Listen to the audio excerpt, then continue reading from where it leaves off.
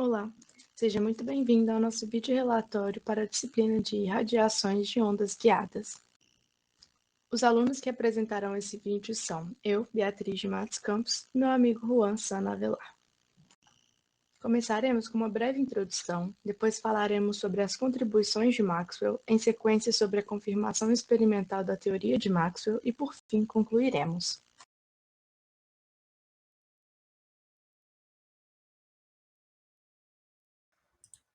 James Clerk Maxwell foi um físico e matemático britânico nascido em 1831, que apesar de todas as outras várias contribuições, ficou mais conhecido por ter dado uma forma final à teoria moderna do eletromagnetismo, unindo a eletricidade, o magnetismo e a ótica.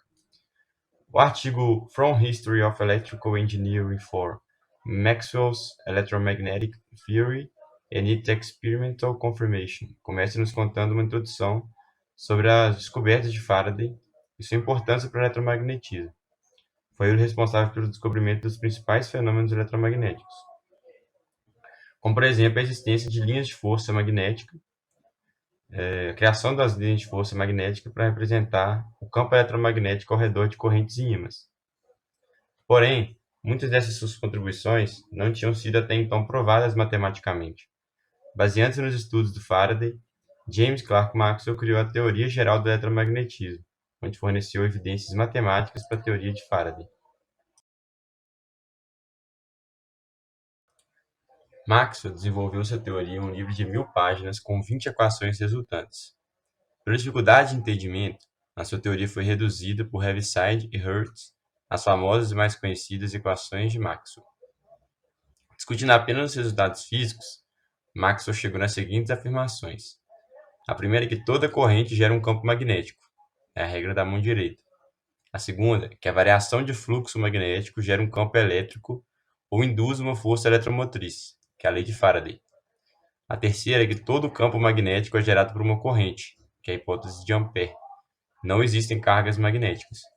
E a quarta é que todo campo elétrico é originário de cargas, que produzem linhas de força elétrica, que essa é a lei de Coulomb. A partir dessas conclusões, Maxwell derivou também três importantes corolários. O primeiro é que campos eletromagnéticos se propagam como uma onda. O segundo é que a luz é um caso particular de uma onda eletromagnética. E o terceiro é que ondas eletromagnéticas produzem uma pressão mecânica.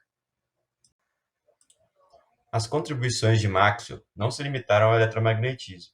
Ele também contribuiu em diversas outras áreas da ciência, como, por exemplo, ele explicou matematicamente a constituição dos anéis de Saturno, criou os discos de Maxwell no campo da ótica, criou a distribuição de Maxwell para partículas de gás, ele generalizou as chamadas equações de Lagrange e aplicou elas em processos elétricos e eletromecânicos. Ele identificou a instabilidade de uma máquina a vapor através dos sinais das raízes de seus polinômios característicos e fundou e foi o primeiro diretor do laboratório Cavendish em Cambridge.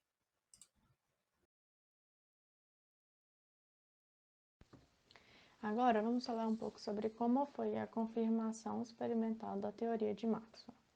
A primeira confirmação ocorreu em 1888 por Hertz, que foi um cientista alemão da Universidade de Karlsruhe. Helmholtz, que foi professor de Hertz, pediu para ele verificar experimentalmente e assim negar a teoria de Maxwell.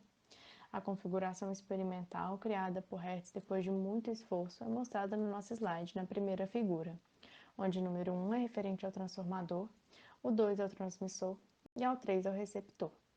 Depois do teste, Hertz entendeu que esse efeito ainda não confirmou o primeiro corolário de Maxwell. Portanto, ele empreendeu uma série de testes especiais para confirmar a natureza da onda de energia irradiada. O primeiro foi a experiência de propagação retilínea, onde uma porta não evitava o receptor faíscas enquanto uma placa de metal se apaga. A 2, a experiência de reflexão, onde temos um espelho hiperbólico, um refletor, que amplifica o efeito. O 3, a experiência de refração, onde o receptor colocado perpendicular ao eixo de radiação não demonstra faísca, mas eles reaparecem quando o asfalto refletindo o prisma passando cerca de 1 tonelada é instalado. O 4, efeitos de onda de polarização e interferência típicos para a ótica foram descobertos na existência de ondas eletromagnéticas e, portanto, Maxwell e os direitos de Faraday foram comprovados. Agora falaremos sobre o experimento de Lebedev, que foi um grande professor físico russo que também estudou na Alemanha sob a supervisão de Helmholtz. Ele criou o primeiro laboratório de física avançado russo e pensou em verificar o terceiro corolário de Maxwell sobre ondas eletromagnéticas que produzem uma pressão mecânica.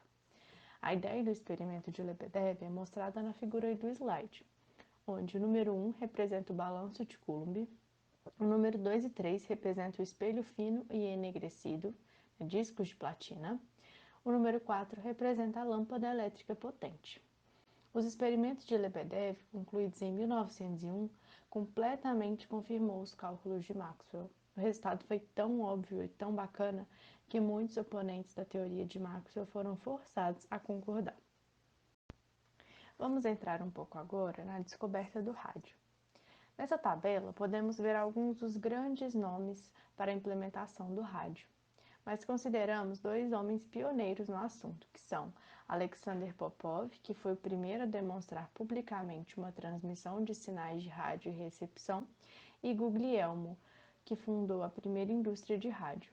Ambos empregaram o mesmo transmissor de centelha da Hertz, mas ligeiramente diferentes, criados de forma independente, com diagramas esquemáticos semelhantes.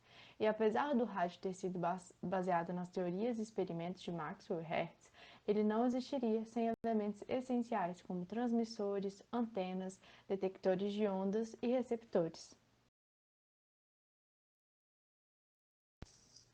Por meio do vídeo relatório e do artigo passado pela professora Úrsula, percebemos o impacto e a importância da teoria eletromagnética de Maxwell. E mais que isso, essa teoria fundamentou todo o desenvolvimento da ciência no quesito eletricidade e magnetismo até o final do século XIX. Podemos concluir então que as equações de Maxwell resultaram em grandes afirmações como lei de Ampère, Coulomb, regra da mão direita, e foram essenciais para a física mundial. E que o reconhecimento sem oposições da teoria de Maxwell só aconteceu após os cruciais experimentos de Hertz, Lebedev, a invenção do rádio, como vimos aqui no decorrer do nosso vídeo, que comprovaram essas teorias matemáticas de James Maxwell. Essas foram as referências utilizadas para a produção do nosso vídeo relatório. Muito obrigada. Se tiver ficado qualquer dúvida, basta nos contactar por meio dos e-mails abaixo.